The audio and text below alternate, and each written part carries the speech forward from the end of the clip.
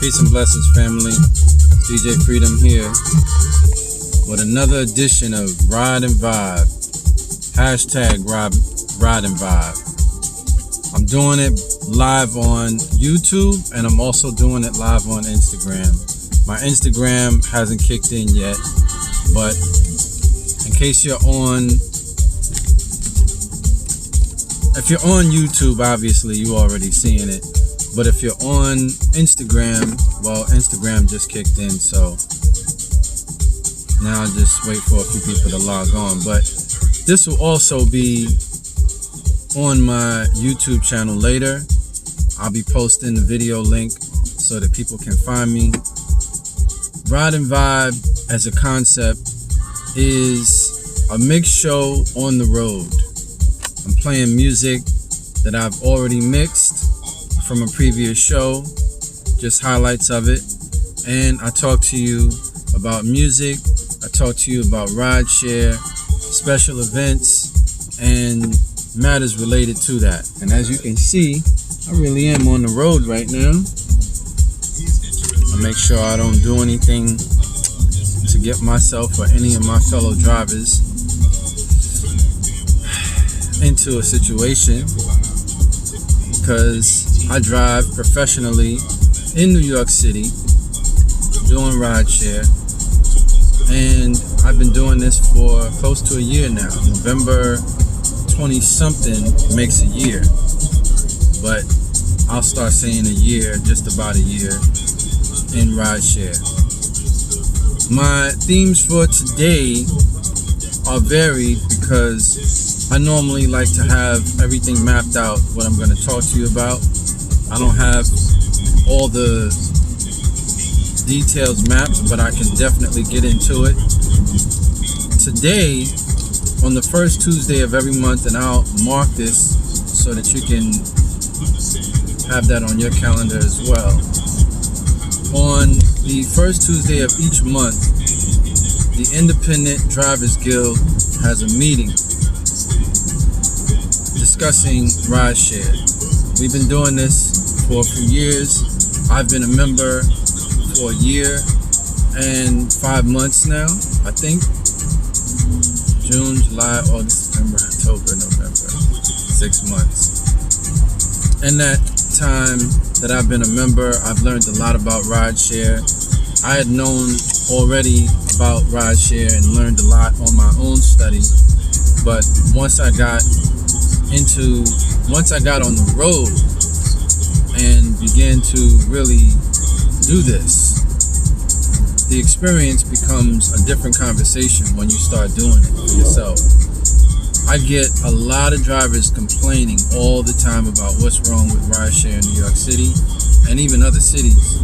But when I got out here, I didn't have those problems. I don't have those complaints. I will say that you have to drive a lot of hours to make money, unless you're working for a limo company or you have private clients, corporate clients. Probably more than likely you're corporate, you're working corporate, and you do black car service, suburban, a really nice luxury vehicle, a Tesla, all black, in and out. Then you qualify for those kinds of accounts, and I can see you making a lot more money when you get out here and not have to drive as many hours. But for the rest of us, there's regular rideshare, and I'm not naming companies because I'm just not going to give them that kind of power on my platform. They have enough already, but you know who they are. They will remain nameless. I may have named them before, but today's math is that we will not, because the truth is, that is today's math, we will expose the industry of rideshare for what it is. Rideshare started a few years ago in New York City. I cannot speak for other cities that have gone through their trials and tribulations, but in New York City, it is a way to make a great living. It is also a way to find yourself in financial discord, because you take on a vehicle and insurance, and people, all of which can cause you to find yourself very, very broke and very, very disappointed. And the danger is real out here because you're dealing with different types of people. Even if you have a camera in your car, which I highly recommend for all of you rideshare drivers, it doesn't prevent things from happening, because people are still people. And if someone is feeling some kind of way about themselves before they even get in, they may already have that in them. It's nothing to do with you, but you just happen to be the person in front of them at the moment, so you catch it. Catch a bad one, as we used to say. That being said, the good news is my experience has been good. I have no complaints in the way of financial loss, except what happens when you don't have a vehicle and you need to make money and you're unable to do so. As it happened to me this past weekend, I lost a good amount of money because for 4 days, 5 days, 6 days, 7 days, going on 10 days. No, actually, I'll correct myself. I haven't been able to drive since last Monday. 7 days ago today. And that was because the vehicle that I drive did not pass inspection. So it's important for you to understand, if you're doing rideshare in New York City, you have to pass a commercial inspection. I'm not naming the agency. Like I said, I'm not giving these companies power today, these agencies. I'm just telling you about it. You can do the knowledge for yourself and figure out what I'm talking about. For those of you who drive, you already know. For those of you who are passengers, you'll learn something today. And I'm going to address the passengers too. But for drivers, the vehicle that I drive is a 2015 Highlander, Toyota Highlander. It's a great car. I've never had any problems with it. It drives very well. As you can see, I'm driving and I'm talking to you. I'm not distracted, but I am very focused when I drive. And because I had to learn how to talk to people and hold real conversations all the time, I'm very comfortable driving and talking, even though I'm talking to people virtually. But the end result is the same for me because I'm still able to focus on the road while I drive. But when the car that I drive failed inspection, it meant, as you rideshare drivers know, I can no longer drive until I fix whatever it is that caused the car to fail that inspection. I'll tell you what it was so you can learn like I did. There were several things wrong. Now before I tell you what was wrong with the vehicle, I'll tell you a little bit of the history with the vehicle. And I didn't find this out until after I had gone to the last step, which I'll get to in a moment. A gentleman that was looking at the car, he had done all the repairs, and I was getting ready to get the car back. I found this out last night. He told me there were some things that must have happened before I got the car. So he fixed everything. And didn't charge me extra for doing so. Because he said, you know what? I understand this is your business and you just want to get back on the road. At the end of the day, that's all that matters, right? Of course. Because I've been without a car for a week. And every day that you don't have a car, I don't drive every day. I only drive 3 to 4 days a week. Now, I'm at the point where I only drive 3. But because I lost a week, I'm going to be driving every day this week until next week. And then I'll be back to my 3-day schedule.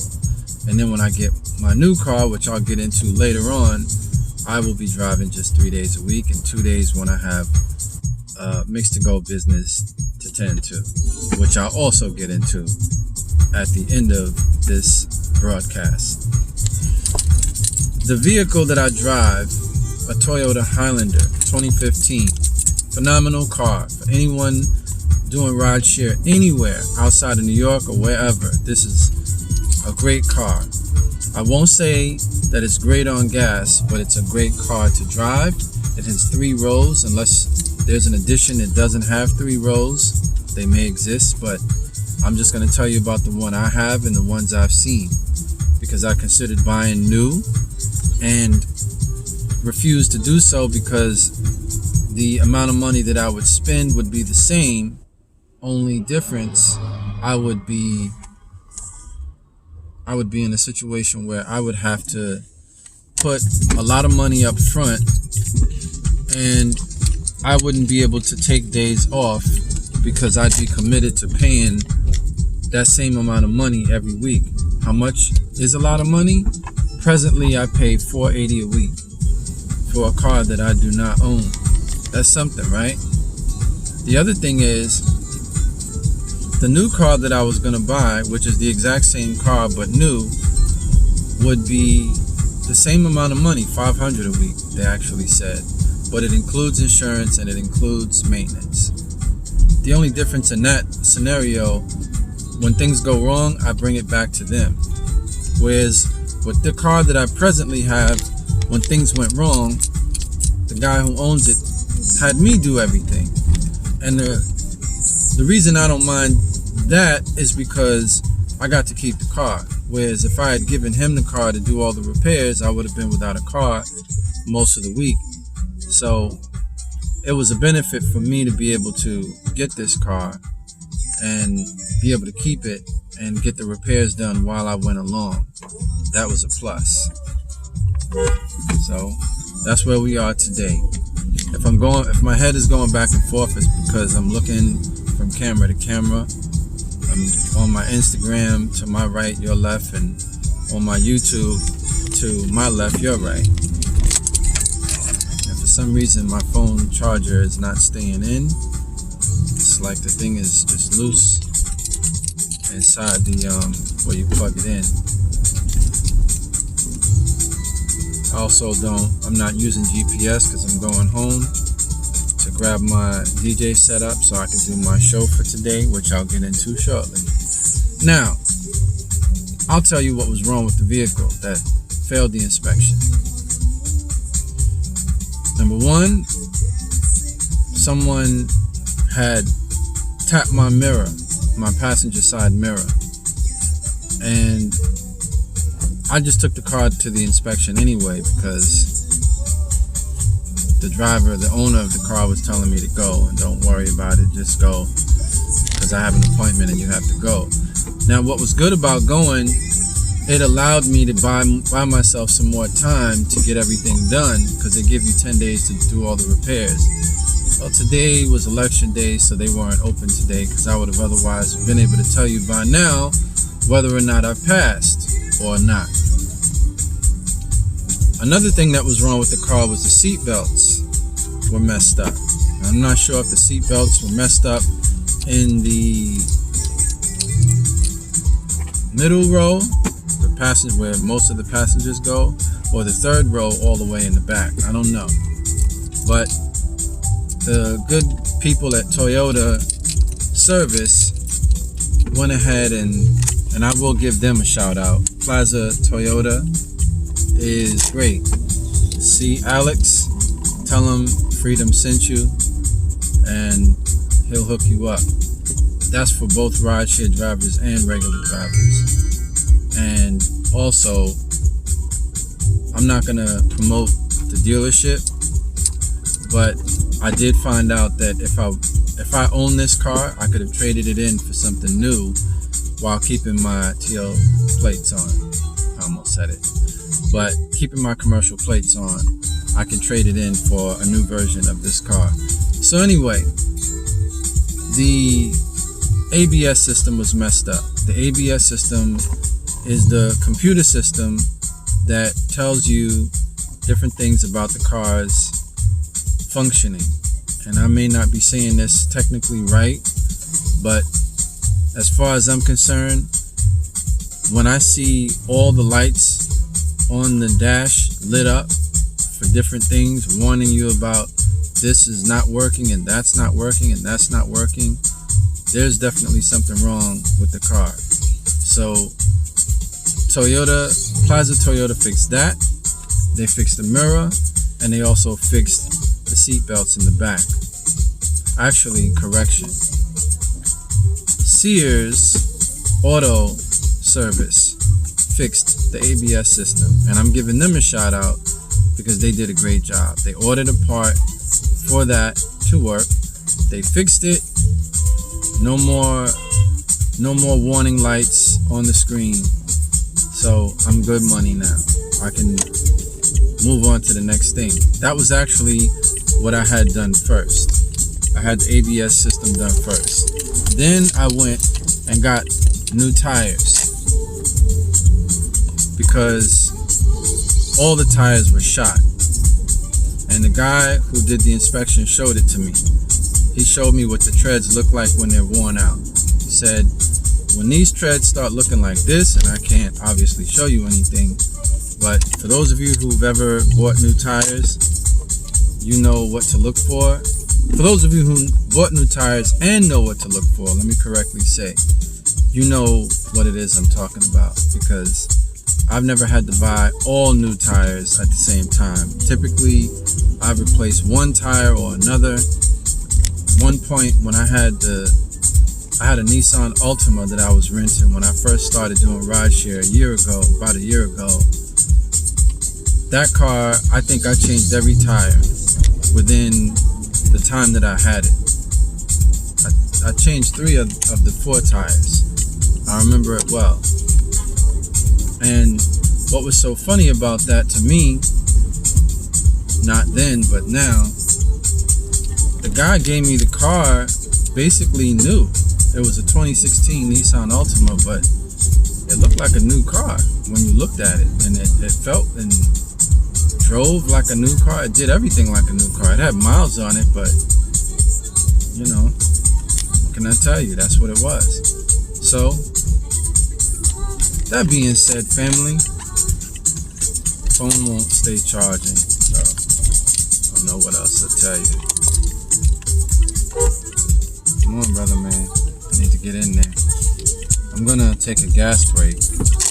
I don't know if I can stop the video or not, but I need to get some gas while I'm here. There's only a few stations in Brooklyn that have good prices on gas, and you have to manage your nickels and dimes very well when you do this sort of thing, because otherwise you end up spending more. I'm gonna give you something to listen to while I put gas in. Give me about 30 seconds and I will continue.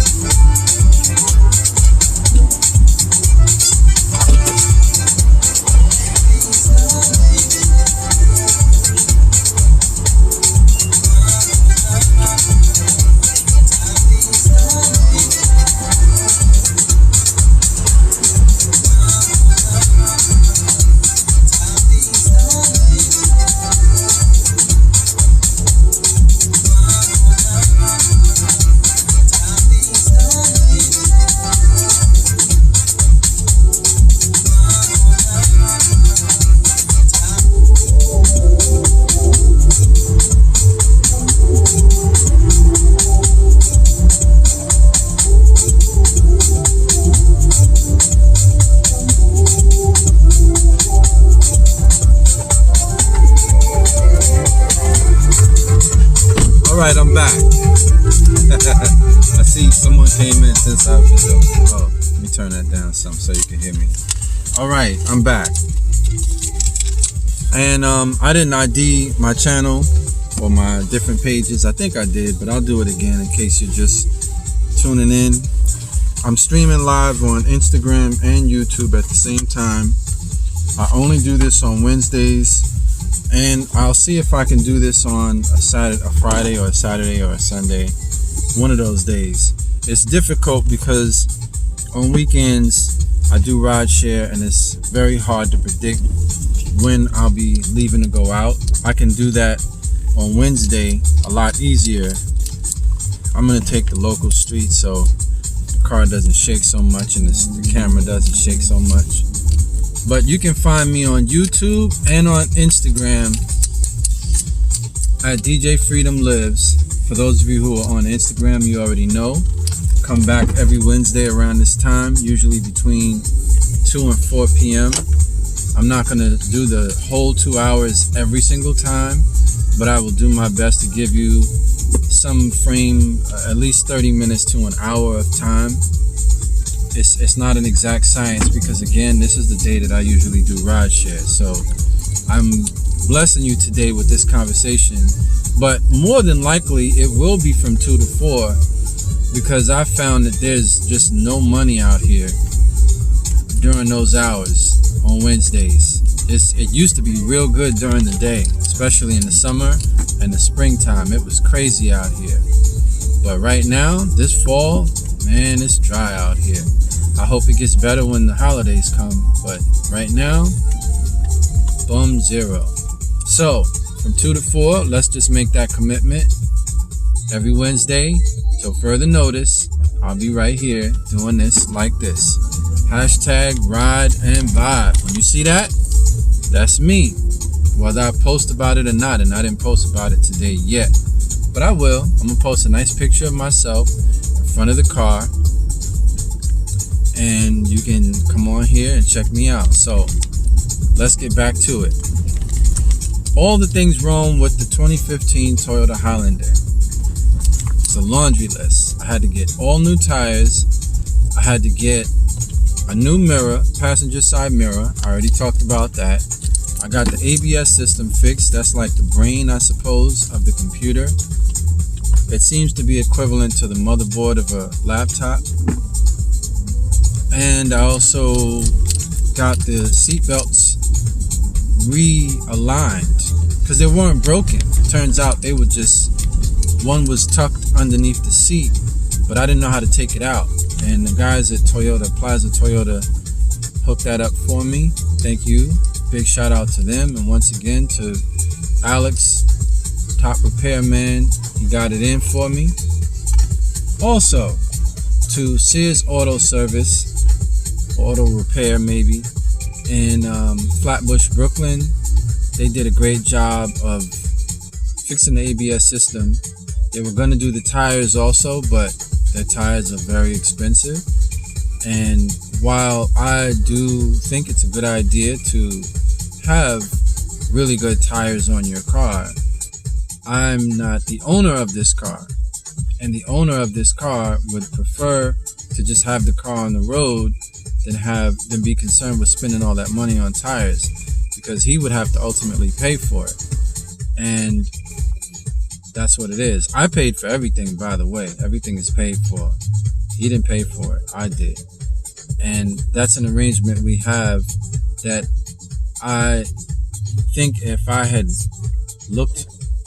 could go backwards and do this again, I would have never agreed to this. I probably would have just gave him the car back and told him, you fix it. Because the things that I just told you about, the new tires, replacing all of your tires, and I've only had the car for 2 months, it's already a 5-year-old car, so you already know what the science is, right? Another thing, the mirror did happen on my watch. Somebody hit the mirror while I was parked, and so I'm responsible for that. But someone told me that could have been done through insurance, but I have no proof. I could take pictures, but I didn't do it that way. I just paid for it. the other thing, the seat belts, they weren't broken, so there was nothing on that.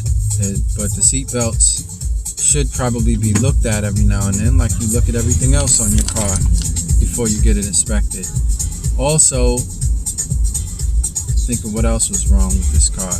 The bumper was hanging off a little bit, and what Plaza Toyota ended up telling me was this car had some kind of front end accident previously when it was in the hands of either the previous driver or the owner himself.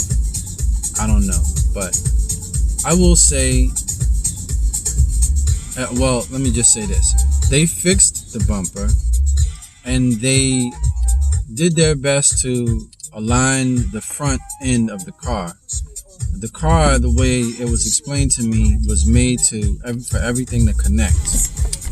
But when I was looking at what he was doing to show me, and he was pushing on the front of it, it's made of some kind of hard plastic, as are most cars, right? It looks so cheap, family. I was looking at him just push on it, and it looked like just the cheapest plastic. And I'm thinking, and they charge $40,000 and $50,000 for these vehicles, and they're made of, I think the sturdiest part of the car is probably the tires, right? Dang, it's just a lot to take in. Anyway, everything is fixed, so I'm good. I'm on the road, obviously, and there's nothing about this car that doesn't work anymore. I just filled it up with gas, as I always do. I put premium gas in, so I'm not driving around in some pool butt gas-filled vehicle. I'm driving a Highlander LE. L as in Larry, E as in equality. It's a good car, right? So, whatever's. What's up? All right. Well, the trade-in that I thought about doing on this would have had me in a new version of this car. And when they told me that, when Plaza Toyota told me that, I thought about trading this in, telling the owner, I'll make a deal with you. Rather than paying me back for all the repairs I just did, you can let me trade the car in and pay you back what you think the car is worth minus what I paid to get the repairs done. Y'all follow that? What I just said? So if he thinks, if I do, well, not what he thinks, but if I go and do a search on the vehicle and find out that Kelly Blue Book values this vehicle at 10 grand, let's just say, right? And I spent 2 grand to get it fixed, I'll give you 8, and that'll be over time, by the way. I'm not going to just hand that to you straight up, but over time, I'll give you 8 grand, and I'll have me a new car, and I keep the plates too. It's not going to make sense for me to buy a new car and give you the plates, because now I can't put plates on it. But the reason I didn't do that, I'm going to actually get my own car with my own plates. And why is that an issue? For those of you that don't live in New York City and don't know what I'm talking about, realize that in New York City, you cannot get plates put on your, commercial plates put on your car right now for reasons that are too deep to explain. But I will tell you that the city put pressure on the agency that oversees professional drivers, who shall remain nameless, by the way, to better the conditions on the roads in New York City, because the app rideshare companies that came into New York saturated the roads with drivers, half of whom don't know what they're doing. And despite some of them being former cab drivers, yellow cab and green cab and limousine services, in the very, very beginning, when the app companies came, the money was great. They were giving bonuses like crazy, and you just made a lot of money. You had great rides, you probably had good customers, and now it's a job like anything else. And the people who do it A lot of them complain. I happen to love what I do because I do well when I drive. But a lot of drivers, my peers, complain that the conditions out here are terrible and they're not making money like they used to. You know what, folks? Get over it. Things change. Look, when a good thing comes into view and people get wind of how to be part of it, you got to get in early because nothing lasts forever. That's just how it is. So I came into the business a year ago or so, and one of my rideshare peers, it's my guy, lives in the neighborhood too, got the same exact car. When I came into this business, I came in with a plan. And that's what you have to do with anything. You have to come into what you're doing with a plan. You cannot commit to something and not think it through. You got to be on point. What's up, Ray? What's good? So right now, I'm getting ready to get into my Tuesday show. It's called Mix to Go Soul. Hashtag Mix to Go Soul. I had to change the name yet again because every time I change the name, it turns out there's already someone out there doing something with that name. And I don't want it to be anything too abstract and too hard to figure out, and but it also needs to be something that's easy to remember.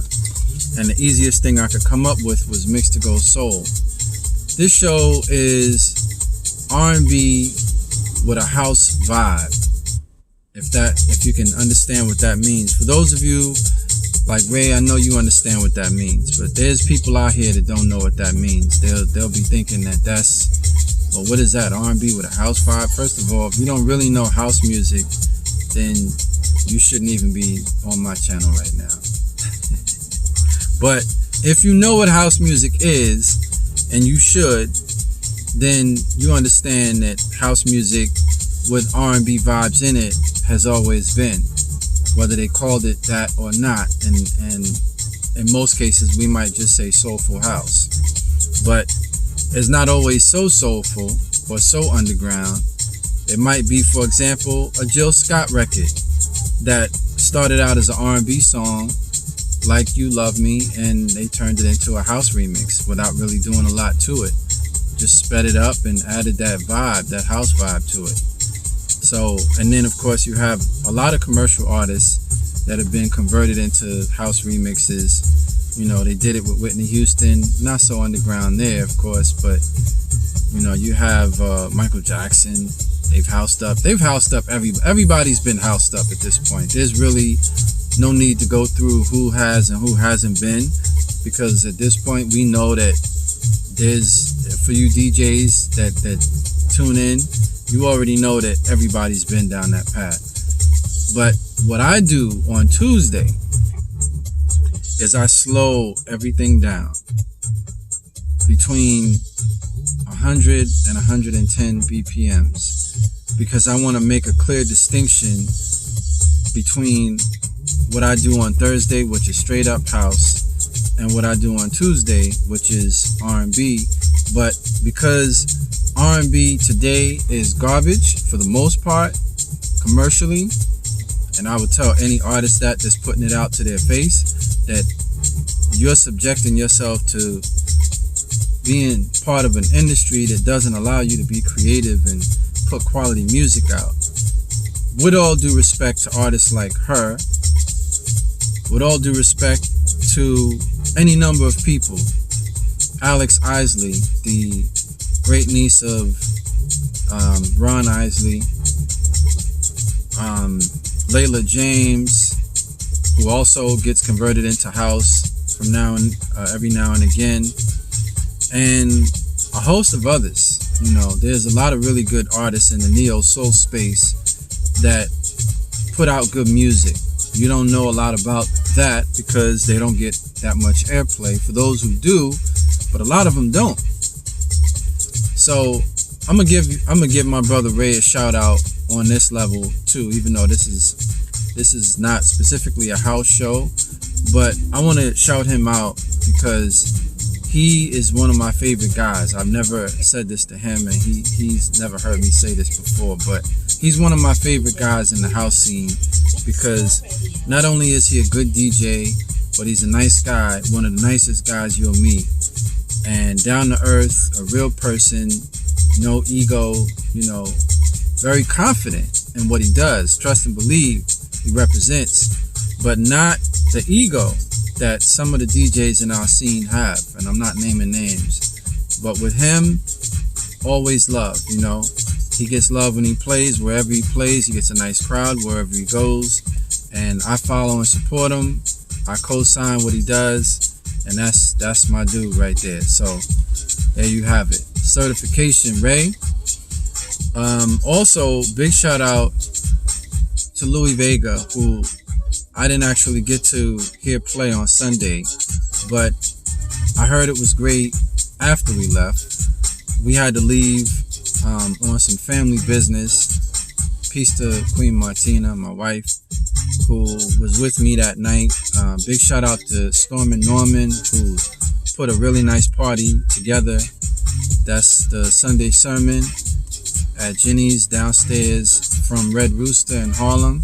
Big shout out to everybody that was there. It was a really, really nice crowd. We had a good time. I danced like I haven't danced in a while. And one thing I will say though, and I know I said this isn't really a house thing, but I'm a comment on this. When you play for a crowd that's clearly open to house music like that, it's cool to play the old school joints. I like the classics, go there. But play some new things too. You don't have to wait so long into the night to play the new things, because there's a lot of good music out right now. New things that are really good right now. Whether it be Afro house, whether it be soulful house, Jackin house, Chicago house, Miami, the Euro house. And I'm not talking EDM either. I'm not talking commercial. I'm talking soulful. I'm talking San Fran. I'm talking, whatever city you want to name. It's a lot of good things going on in house right now. There's a lot of good things going on, like I said earlier, in soulful R&B and regular R&B too. But commercially, I'm not going to say that it's garbage. Let me retract that and correctly say that a lot of it that is good is not getting enough play. That's what's wrong. That's the challenge that I present, because there is a need to promote certain artists because they've conformed to what the industry requires them to conform to, and I'm gonna just keep it like that without sounding too conspiracy theory minded. But if you want to talk about it, we can talk about it, because I know what's going on. But I'm gonna leave you right there. You can go on YouTube and find videos on evidence of how this industry really is, not what you think it is, but how it really is. And they won't hide and they don't deny it. But anyway, to my DJs, I know this is Ride and Vibe, but to my DJs who represent, big shout out and salute to you. I'm going to be doing, first time I'm going to do an event called National DJ Day. Originally, I wanted to pay homage to all the genres that DJs represented: hip-hop, R&B, house, and old school. I wanted to do it like that and have different rooms and have DJs playing, but you know what? Because it was a lot to put together conceptually and communicate with all the DJs and get everybody to agree on a date and all of this and that, and everybody's busy. And look, I'm a DJ just like all the rest of you, so you coming to me like you a superstar talking about how I need to accommodate you this way and that way, and Ray, I know you know what I'm talking about. These dudes are amazing. And there's some good ladies that play who are really good as well, but they've become just as bad as these dudes have with their superstar mentality. So you know who you are. I'm not gonna put your name out there, but when I approach you, I come humble, I come real.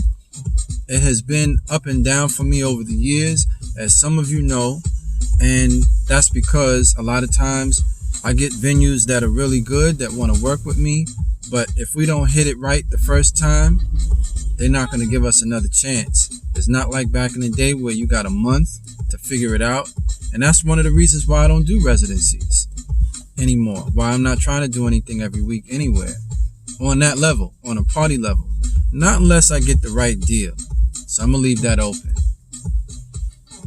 But I do have a venue that I'm doing on Tuesdays now. I made that deal just last night, and I have a couple of other meetings with some other venues I'm not gonna name here in Brooklyn. I was in Astoria earlier today. I made a deal there. I'm not gonna name the venue yet until the ink dries.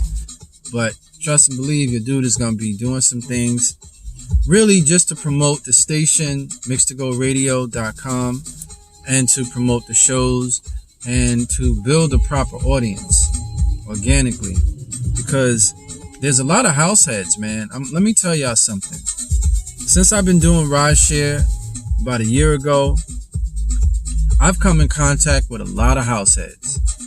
And as you hear in the background, I'm always playing house or R&B or classics, music that the community that loves house would appreciate. And for R&B people and people that like jazz, sometimes I'm playing jazz too. But my riders love house. Whenever I'm playing it, I'd say 2/3 of the day I'm playing house, because it's the one thing that most people, and this is just my experience, but most people do not complain when I'm playing it. And I'm playing the good stuff, so I'm not just playing any old thing. By the way, Ray, if you're still on, I need to get some mixes from you for the station, bro, so I can further push you and advocate for what you do. I found some stuff on Mixcloud, but I need to get your cosign on using that before I do it. And this is another thing. I'm not paying DJs to air their shows on my station. I'm not paying you. I'm paying to create the platform, and I will pay you when you play with me, not for me, but with me. I will pay you. I have no problem paying DJs to play, because your time is money and money is time, but I'm not gonna pay you to do a radio show.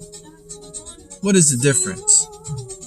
The difference is simple. I make no money from the station. I never have, not one dime. When I start making money, it will be to recoup all the money I've invested over the years doing Mix to Go Radio. And keep in mind, I started in 2008. That's 11 years of online radio. And truth be told, I started doing online radio in 2006 at a lounge, at a I won't call it a bar or even a lounge. It was actually a tea shop on 14th Street called Tabalon Tea Bar. I can say the name now because they're no longer. But it was an Asian dude and an Indian guy who got together, opened this cool shop. It was ahead of Starbucks being everywhere. And I don't know what the real reason was for them closing, but they were making money. They had the location. They were in Union Square on 14th Street, and I was their resident DJ. And I did my thing for about a year with them. I recorded everything I did. I streamed some of what I did because I was learning how to stream live, and it was just an experience. And this is, of course, before all the copyright craziness that prevents you from streaming certain things live now, which is why I'm glad that I'm in the underground completely when it comes to my streams, because commercial artists have things that prevent you from playing their music. It hasn't happened to me because I still do my remixes of commercial songs.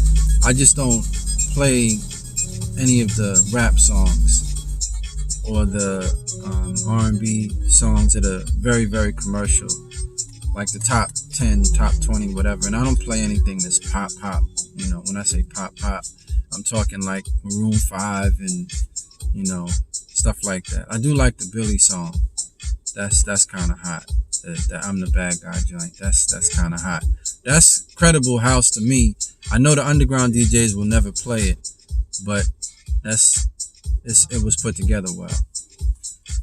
And so we're gonna wrap this up in a few minutes. I'm just gonna recap real quick. Hashtag Ride and Vibe is on every Wednesday from 2 to 4. All right, I'm making that commitment to you. It's getting ready to be 4 now. I know I didn't start on time today, but I wanted to do this to just get back in the feeling of it because I haven't done it consistently and I haven't done it for a couple of Wednesdays. But here I am today, both on YouTube and on Instagram. And I'm looking from phone to phone because I have both phones streaming at the same time. I'm on Instagram at DJ Freedom Lives for my YouTube people, and for my Instagram people, I'm on YouTube at DJ Freedom Lives.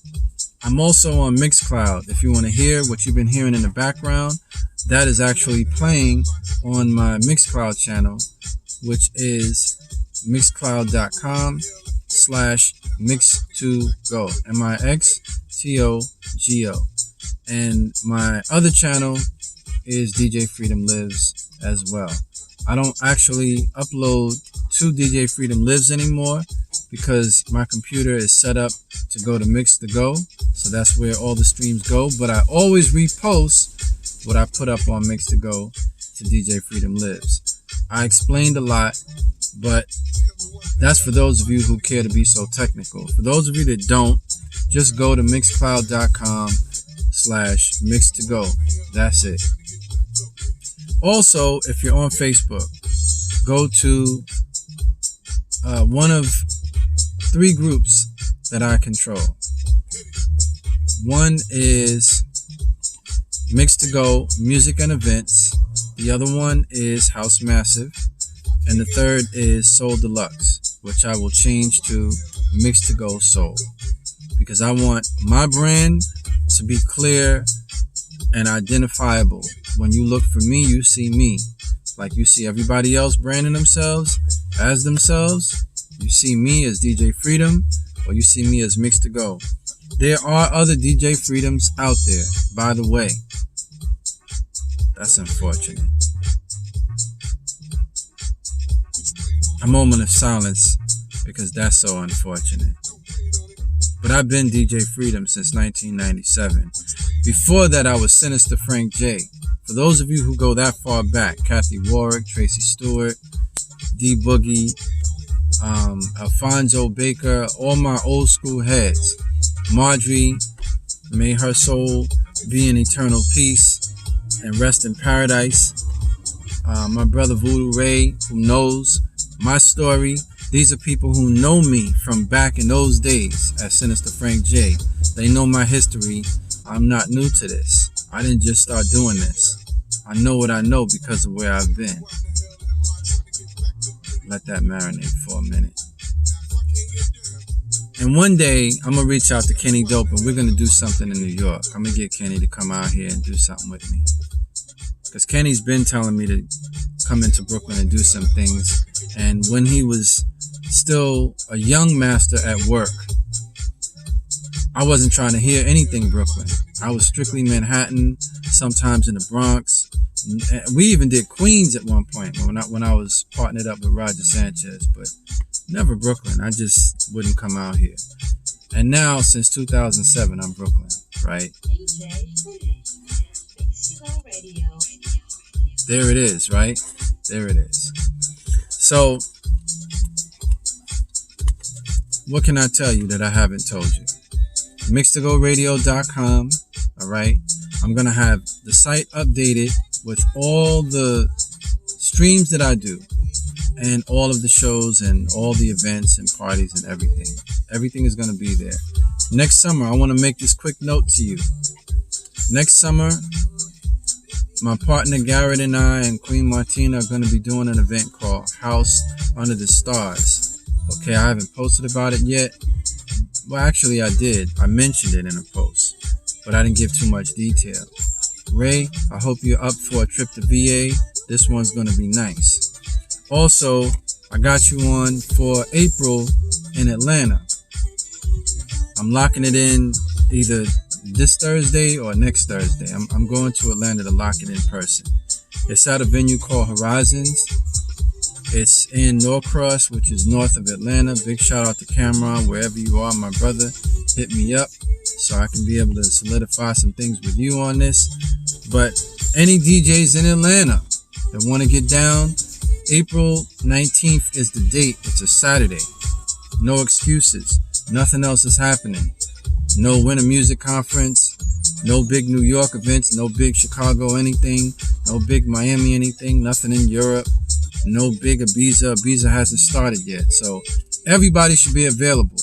I need y'all to come out and support me when I go to Atlanta, April 19th at Horizons. The venue can hold over 2,000 people. I want to see the room packed. You understand? I want to fill this up.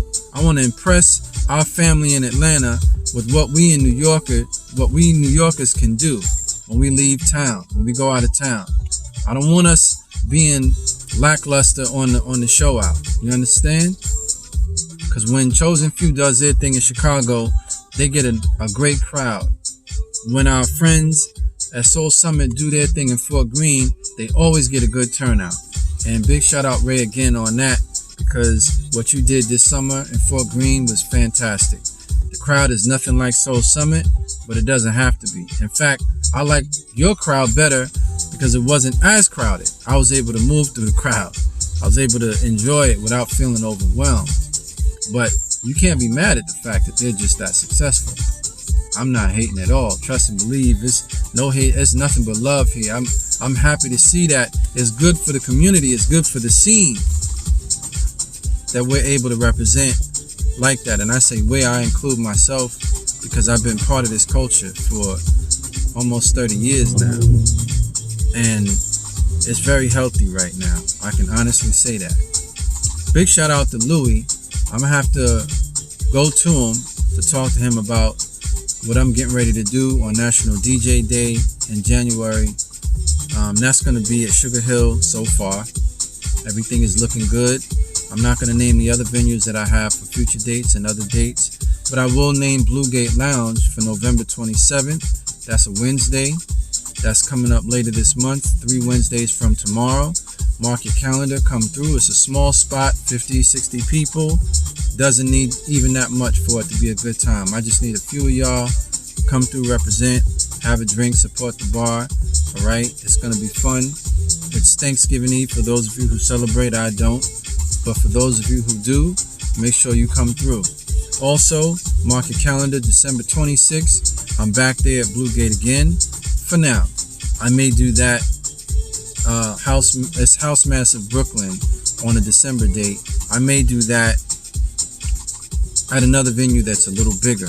I might do that at Frank's Lounge. I'll let you know for sure which way the wind blows. But as far as Blue Gate Lounge is concerned, I'm there every Tuesday from 6 to 8 p.m.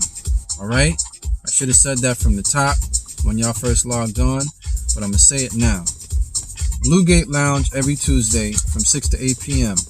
Blue Gate Lounge is located at 1370 Rockaway Parkway in Canarsie, Brooklyn. It's right across the street from the L train. It used to be Bamboo Lounge or something like that, and they didn't make it, but it's called Blue Gate Lounge now. And the owner is really cool. We made a nice, we have a great arrangement. I can share this kind of thing with you, family, because my business deals, no matter what it says on paper, my relationships are everything. And that's my secret sauce, is having a solid relationship with the owners and the managers of venues. And just so you know, Ray actually said to me one time, how do you get these venues? It's no secret, bro. It's just a matter of talking to them. Just the way you talk to who you talk to, you know. You have that great rapport with the community. I have a great rapport with the owners. That's why we make a great team. So anyway, I'm going to leave this on the table. Miami in March. Where do y'all think we should go? I got a venue on Ocean Drive that's showing me love for a couple of dates. They were being a little funny at first because they like doing hip hop and trap and, you know, top 40, and I don't. Not anymore. I'm miles away from that. But They know what it is when it's spring break and it's Miami Music Week and all things Winter Music Conference. They know they have to allow the house community to come in and do what we do, because we are out there heavy. But I'm gonna be there doing at least 2 streams, but I'm also gonna put together 2 parties. So Ray, I'm putting you on for that. I'm gonna do Thursday, Friday, Saturday, and Sunday. Ooh, that's heavy, right? Maybe. We'll see. Wednesday, usually Let the Singer Be Heard is going on, but I don't know. I'm gonna find out what's happening. Talk to the organizers of that, see what they up to. And maybe, who knows, maybe I'll get on. But you're gonna see me moving and grooving. Oh, let me not forget this. December 19th, on a Thursday, I'm doing House Massive Houston for the first time. I'll be returning to Houston for the first time in 17 years. I need a horn blast for that. 17 years, family. I haven't been to Houston in a long time. And my brother Dion has been my comrade in music all this time from the start. Big shout out to Dion Caesar. Big shout out to Soul Tickler, his alias. And also big shout out to The Kitchen every Thursday. I don't even know where it's located. I'm going to get the information and I'll have that next time I do this. But support my brother Dion Caesar. He's in Houston. Just look for The Kitchen. Follow him on Instagram. I don't even know what his name is on Instagram, but look up Dion Caesar. It'll come up. DionSeasar. I think I spelled it right. Also, Karina Nistal, one of my favorite people, singer extraordinaire, artist extraordinaire, been in the game a long time. That's my sister for real. And also, I got to get Honey La Rochelle, who's on the West Coast, to get down with us and do some things too. She's in LA right now, I think. We're going to finally do it, Queen. We're going to finally do it. LA is calling. I just got to go out there and set up shop. So I'm going to be traveling, and I do this on my own dime. I have people that's going to help me do sponsorship. And I say people rather than person, because there's actually 4 people now. And I'm only going to have sponsorship for the bigger things. The lounges that I talk about, like Blue Gate, there's no sponsorship. It's not big enough yet. And not in size. I'm just saying the listenership is not enough for me to bring in sponsors. But we will see. It's a great spot and a great location. It's close to my house. I'm in Brooklyn. I'm in East New York, as y'all know. And that's it for now. So let's wrap this up. At DJ Freedom Lives on Instagram and on YouTube, as well as Mixcloud. Mix2GoRadio.com is the station. And every Wednesday, #Ride and Vibe. 2 to 4 p.m. Eastern Standard Time. This is what I'm going to do. I'm going to just talk to you. And I'm going to let my mixes speak for themselves. Later this evening, 6 to 8. I shouldn't even say that because I'm going to be in a meeting from 7 to 9. I'll be with IDG. Big shout out to IDG, Independent Drivers Guild. They're known as IDG on Instagram. I think you can put that in and they'll come up. I'll be at a meeting with them tonight, also in Brooklyn from 7 to 9. And after that, I'll do my show. And I'll be in the car when I do it because I can't do it in the studio, because I don't have my studio soundproof. So that's why I'm doing my shows at Blue Gate Lounge beginning November 19th. Did I say that right? Today is the 5th, right? So that'll be the 19th. Correct. November 19th. I'll be at Blue Gate Lounge every Tuesday from there on out. So my Instagram just went out, which means now I'm only going to talk to my YouTube family as I close out anyway. December 19th, House Massive Houston, and December 26th, House Massive Brooklyn. I'm going to do Soulsational at Blue Gate Lounge. We may have house DJs. But that's where it is, man. Y'all gotta recognize that R&B is not something that I'm gonna do in the hood. I'm gonna do that in the city, but I'm gonna have Lance come on board and help me on that level, and Lady D Wells as well, if they don't try to charge me an arm and a leg to play. But if they do, then you know what I'm gonna do. I'm gonna represent by myself. Big shout out to Joe Sheridan. I need to give him a call as well. And Club 51, big shout out to him there on Saturdays. All right. And that's it. Ride and vibe every Wednesday. I'll see y'all on the next one. Peace.